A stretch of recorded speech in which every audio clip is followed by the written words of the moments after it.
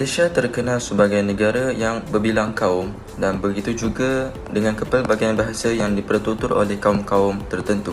Sebagai contoh, kaum Melayu bertutur dengan menggunakan bahasa Melayu dan majoriti kaum Cina di Malaysia bertutur menggunakan bahasa Mandarin yang mana merupakan bahasa penutur masyarakat Cina di Malaysia, membentuk sebahagian keluarga bahasa-bahasa Cina Tibet.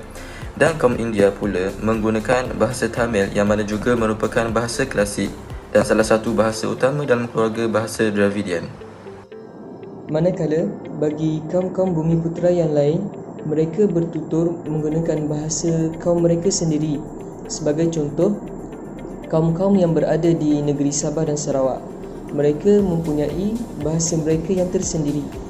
Selain itu, bahasa Inggeris turut dijadikan sebagai bahasa pertuturan kedua di negara kita, iaitu negara Malaysia, kerana ianya adalah seiring dengan keperluan penggunaan bahasa tersebut sebagai bahasa antarabangsa. Bahasa Cina ataupun bahasa Mandarin merupakan dialek Cina yang ditutur oleh kaum Cina di Malaysia. Perkataan Mandarin boleh merujuk kepada dua konsep yang berlainan, sama ada kepada semua dialek Mandarin ataupun cuma bahasa Mandarin baku. Bahasa Mandarin merupakan salah satu daripada 6 bahasa rasmi Pertubuhan Bangsa-Bangsa Bersatu dan kira-kira 1/5 manusia di bumi ini menggunakan bahasa Cina sebagai bahasa ibunda.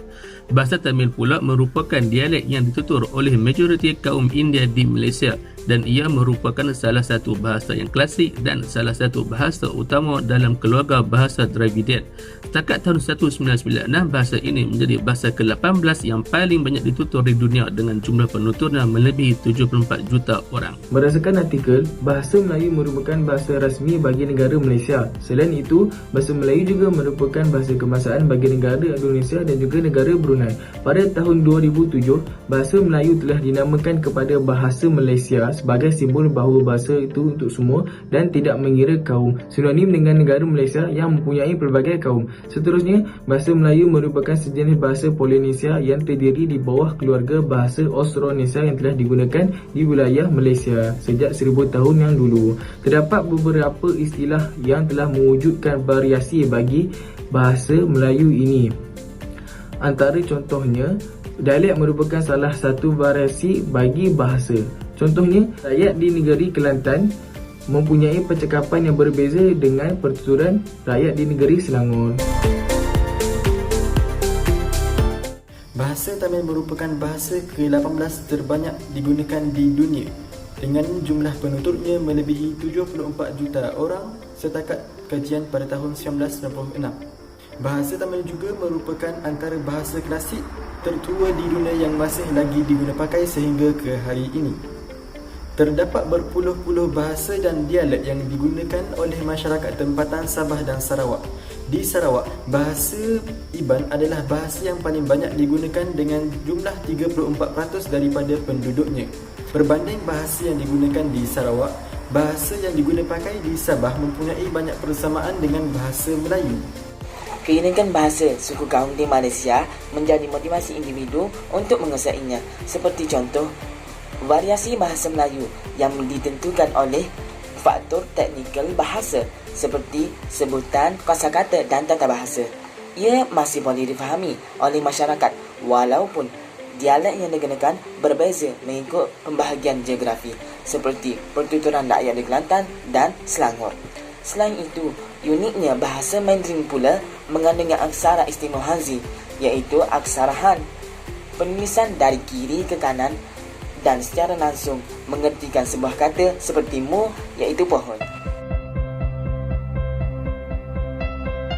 Seterusnya, bagaimanakah kepelbagaian bahasa ini dapat mengeratkan hubungan antara kaum di Malaysia?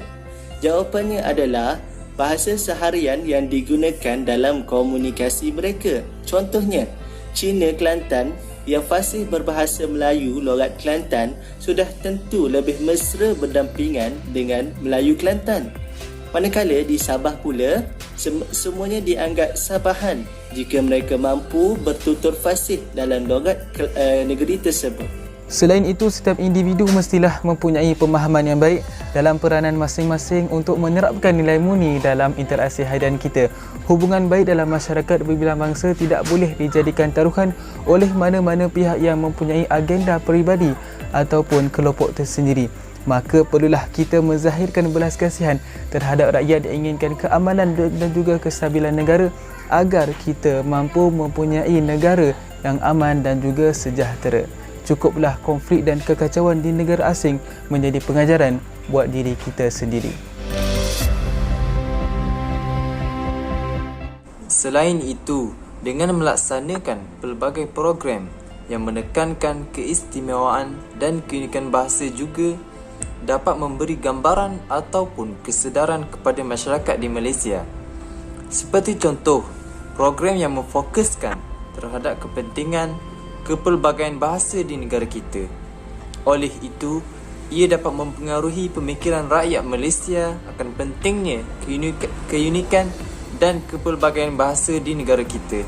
Berdasarkan artikel, saya dapat memberi gambaran kepada rakyat Malaysia tentang keistimewaan bahasa-bahasa yang terdapat di Malaysia. Antaranya ialah dengan memupuk budaya mempelajari pelbagai bahasa sejak dari bangku sekolah lagi, seperti bahasa Melayu, bahasa Mandarin, bahasa Tamil dan bahasa-bahasa suku kaum yang terdapat di Malaysia. Oleh itu, mereka yang mempelajari bahasa-bahasa ini, mereka akan mudah untuk memahami adat budaya, adat resam sesuatu kaum tersebut.